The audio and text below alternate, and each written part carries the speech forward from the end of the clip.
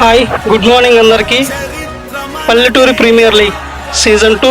So ఇందులో భాగంగా మరొక ప్రముఖమైన వ్యక్తితో మనం ఇంటర్వ్యూ చేస్తూ ఉన్నాం. సో ఈ పీపీఎల్ సీజన్ 1లో అనౌన్స్ చేసినప్పుడు సో మాకు సపోర్ట్గా వచ్చి సో మమ్మల్ని ఎంతో ఈ సీజన్ అంతా కూడా సపోర్ట్ చేసిన వ్యక్తి పెట్లూరు వారిపాలెం గ్రామంలో సో తన వైద్య సేవలు అందిస్తూ కొద్ది కాలంలోనే అందరికీ సుపరిచితులుగా మారిపోయారు.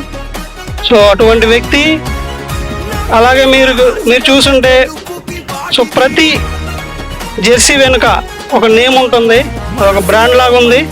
సో డాక్టర్ ఎంఎస్ఆర్ ఆయన్ని ఈరోజు మనం ఇంటర్వ్యూ చేద్దాం పీపీఎల్ సీజన్ 2 తరఫున. సో ముందుగా ఆయన్ని వెల్కమ్ చేద్దాం. సో వెల్కమ్ డాక్టర్ ఎంఎస్ఆర్ గారు, welcome to PPL season 2.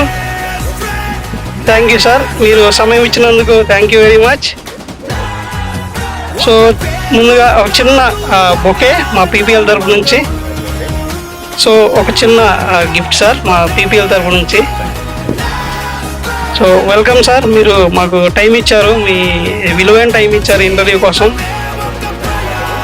Okay, so ఇక ఏమాత్రం ఆలస్యం చేయకుండా ఇంటర్వ్యూలోకి వెళ్దామా సార్?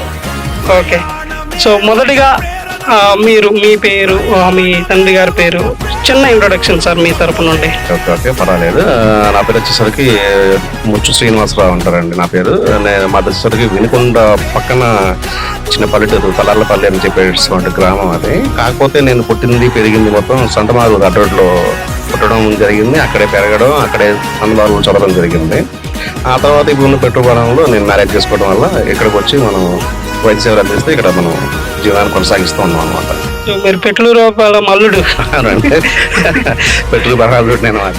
ఓకే, చెప్పాలంటే అది చాలా మందికి తెలుసు. Thank you sir. So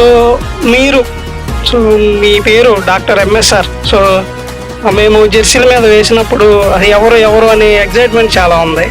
so short cut లాగా సో తర్వాత మీ పేరు తెలిసింది. అయితే మొదటిగా మేము పీపీఎల్ అనౌన్స్ చేసినప్పుడు ఓకే, సో మీరు మాకు సపోర్ట్ చేయాలని అంటే ఎలా మీకు ఆ థాట్ వచ్చింది?